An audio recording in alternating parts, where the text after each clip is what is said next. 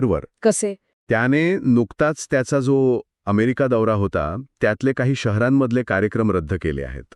हो, आणि हे अपेक्षितच होतं म्हणा. हो. हो, कारण केवळ दौरेच नाहीत, तर अनेक ब्रँड्सनी पण त्याच्यासोबतचे करार थांबवले आहेत किंवा त्याच्यापासून अंतर राखायला सुरुवात केली आहे. अच्छा. बघायला गेलं तर सेलिब्रिटी एन्डॉर्समेंट्स किंवा ब्रँड असोसिएशन्स हे फक्त लोकप्रियतेवर नाही, तर त्या सेलिब्रिटीच्या प्रतिमेवर पण अवलंबून असतात.